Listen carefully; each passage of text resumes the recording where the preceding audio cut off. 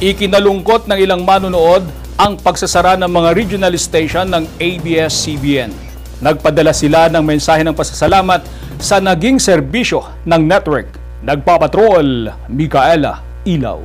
Bag nga malam mga kapamilya, kami ang mga patrol ng Pilipino. Nagbabalita at naglilingkod sa inyo saan man sa Hilagang Luzon.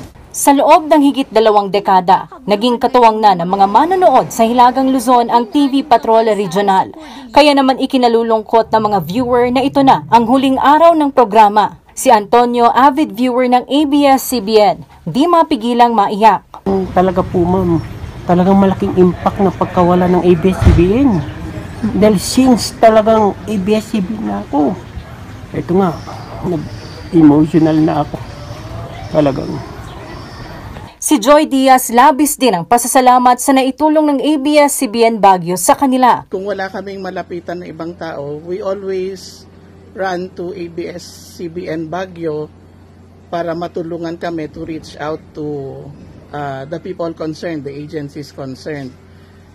I feel bad, I feel sad that ABS-CBN Baguio TV Patrol is ending today dahil for so many years, parte na siya ng buhay namin and ng Baguio in general. I cannot imagine activities ng Baguio without ABS-CBN covering it. Di rin malilimutan ng ilang mga naging katuwang na individual ang mga naging serbisyo ng network sa publiko.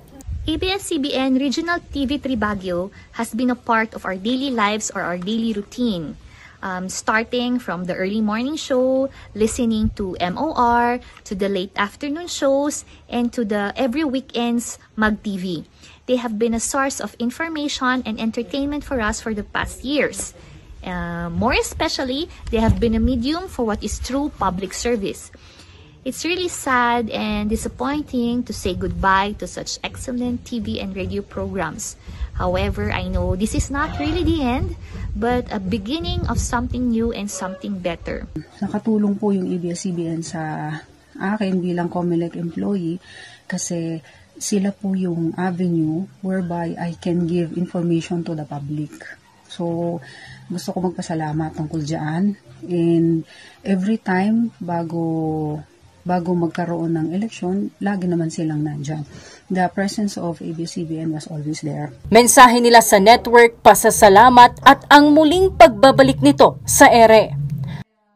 We look forward to seeing you again, if not in the near future, but in the future. Thank you, ABS-CBN. We love you and we thank you for all your help. I know this is her last day, but this is not the end. I pray that the Lord will give you more doors of opportunities for each of you. I pray for good health also for each of you. Now stay safe always. I'll see you all soon. God bless. I love you, ABS-CBN Regional. As a tribute to them for the sleepless nights of covering elections, for their selfless act of rendering service to us as their partners, and for friendship beyond elections. Kapamilya, maraming salamat po. Micaela Ilaw, ABS-CBN News.